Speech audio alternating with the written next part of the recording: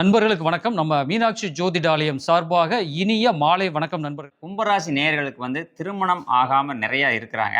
அவங்களுக்கு எந்த தேதிக்கு மேல திருமணம் ஆகறதுக்கான வாய்ப்பு? அப்போ நம்ம ஏற்கனவே சொன்ன மாதிரி கும்பராசியில் ராகு சனி இணைவு ம். இந்த ஆண்டு ம். மே 11ஆம், அதாவது ஏற்கனவே நேற்றிலிருந்து ஆரம்பிச்சிருச்சு. ஏற்கனவே சனி கும்பராசியில் அமர்ந்திருக்கிறார். இந்த ஆண்டு வாக்கிய பஞ்சாங்கப்படி சனி பயிற்சி நடைபெறவில்லை. அதை நல்லா தெரிஞ்சுக்கோங்க. இப்போ கும்பத்தில் தான் சனி அமர்ந்திருக்கிறார். ம். இப்போ நேற்று மாலை 4 மணி 8 நிமிடத்திலிருந்து ராகு பகவான் மீனத்திலிருந்து கும்பராசிக்கு சனியுடன் இணைவு. இப்ப இந்த கும்பராசிக்காரங்களுக்கு இந்த சனி ராகு இணைவு நல்லது செய்யுமா? என்ன சார், பாவ கிரகம் ராசியில அமர்ந்திருக்க, ஏற்கனவே ரொம்ப பிரச்சனை நம்ம போயிட்டு இருக்கிறோம். 7.5 சனி தாக்கம் இருக்கு, ஏகப்பட்ட காரிய தடைகள் ஏற்படுது. ஸோ இந்த மாதிரி இருக்கிறப்போ ராகு வேற சேர்ந்துட்டாரு. இந்த டயத்தை நம்ம நல்ல விஷயமா எடுத்துக்கிறதா இல்ல பிரச்சனைகள் அதிகமாகும் அப்படிங்கிற மாதிரி எடுத்துக்கிறதா? இதுதான் நிறைய பேருக்கான கேள்வி. இதுல திருமணமும் அடங்கும். சரிங்களா? திருமணமும் அடங்கும். ஏன்னா திருமணத்திற்கு வரன் தேடி இருப்பவங்களும் கும்பராசியில உண்டு. அப்ப அவங்க கூடுதலா குழப்பம் அடைவாங்க. ஏன்னா ஒரு பாவகிரகம் இருக்கிறப்ப இவ்வளவு பிரச்சனை, இதுல ராகு வேற இணைவு, சனியுடன் ராகு இணைவு கும்பராசியில. ஏற்கனவே வரன் பாக்குறதுல நமக்கு தோதான, நமக்கு எதிர்பார்த்த வரன் அமையல. இப்ப பாவகிரகம் ராகு வேற இணைந்துட்டாரே சார், அப்ப எப்படித்தான் நமக்கு நல்ல காலம் பிறக்கும்? அப்படித்தான் எல்லாரும் கேட்பாங்க. அதற்கான விளக்கம் நான் கொடுக்கிறேன் நண்பர்களே. இதுவரை இருந்த பிரச்சனைகள், இதுவரை இருந்த தடைகள், கும்பராசியினருக்கு இதுவரை இருந்த வேலை வாய்ப்பில் இருந்த பிரச்சனைகள், திருமண தடைகள் அனைத்தும் சுப நிகழ்வாக நடக்கும். எப்ப நடக்கும்? அதுதான் விஷயம். எப்ப சார் நடக்கும்? இந்த செகண்ட் வரைக்கும் நல்லது நடக்கல கும்பராசியினருக்கு. இந்த செகண்ட் வரைக்குமே நீங்க நினைச்ச மாதிரி ஒரு தகவல் நடக்கல. அப்போ இப்ப மட்டும் எப்படி சார் நடக்கும்? எந்த அடிப்படையில் நீங்க சொல்றதை நாங்க நம்புறது? அப்படித்தானே நீங்க கேக்குறீங்க. அப்போ ஒரு விஷயம் புரிஞ்சுக்கோங்க. அதாவது இந்த ஒரு 11 நாள் 15 நாள் இன்றிலிருந்து வச்சுக்கிடுவோம். கரெக்டா மே 11ஆம் தேதி குரு பயிற்சி நடைபெற உள்ளது. அப்போ ரிஷப ராசியிலிருந்து மிதுன ராசிக்கு குரு பகவான் பயிற்சி ஆகிறார். இந்த பெயர்ச்சியின் காலம் கும்பராசியினருக்கு ஒரு மிக அற்புதமான காலம். என்ன காரணம்? அதாவது பொதுவா சனி ராகு இணைவு அப்படித்தான் நீங்க பாக்குறீங்க. ஆனா கும்பராசிக்கு மிதுனத்தில் அமர்ந்த குரு பகவான் 9ஆம் பார்வையாக கும்பராசியை பார்த்துருவார். அப்போ குரு பகவான் பார்வை பெற்ற கிரகமும் குரு பகவான் பார்வை பெற்ற ராசியும் மிகுந்த சுபத்தன்மை அடையும்.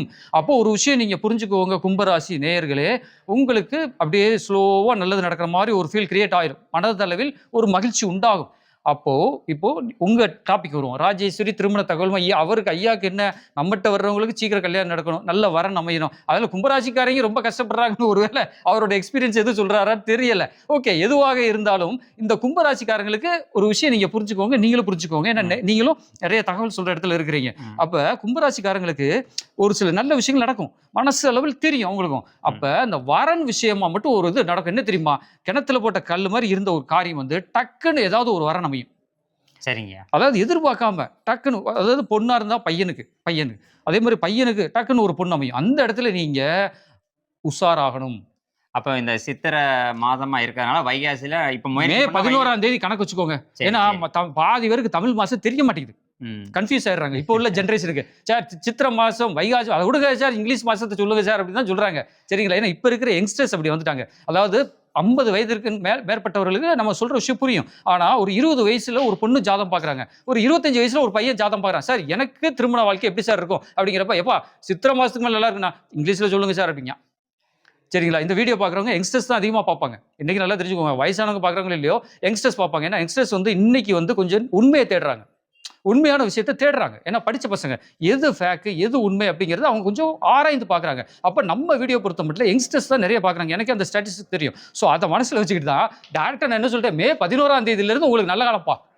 அப்போ எதிர்பாராத விதமாக வரன் அமையும். அந்த இடத்துல நீங்க ஜாதகம் பொருத்தம் பாருங்க. ஓரளவு உங்களுக்கு மனசுக்கு தோதா இருக்கு, பரவாயில்ல இந்த வரன் நமக்கு எடுத்தால் செட் ஆகும் அப்படின்னு நினைச்சீங்கன்னா தாராளமா அதை நோக்கி முன்னேறுங்க. அப்ப இது ஏப்ரல் மாதம் 27ஆம் தேதி. ஆக மொத்தம் இன்னொரு 15 நாள். ஆமா, அங்க ஒரு 11 நாள், இங்க ஒரு 3 நாள். அப்ப மே 15க்குள்ள நல்ல மே 11ஆம் தேதியிலிருந்தே நல்ல காலம், குரு பேச்சிலிருந்து நல்ல காலம். நான் திருப்பி சொல்றேன், மே மாசம் ஒருவேளை ஜூன் வரைக்கும் எந்த தகவலும் இல்லாம இருக்கலாம். திடீர்னு பார்த்தா ஜூன் ஃபர்ஸ்ட் வீக்ல இது வரைக்கும் கல்யாணம் நடைபெறாத, அதாவது வரனே அமையல அப்படின்னா கூட திடீர்னு பாத்தீங்கன்னா ஜூன் ஃபர்ஸ்ட் வீக்ல ஒரு வரன் வரும். அப்ப இவங்க நினைப்பாங்க என்னமோடா வழக்கம் போல வருது அப்படின்னு தான் நினைப்பாங்க. ஆனா அது அவங்களுக்கு தோதா இருக்கும். இன்னுமே கும்பராசினர் விழிப்புணர்வா இருக்கக்கூடிய காலமா நீங்க எடுத்துக்கோங்க.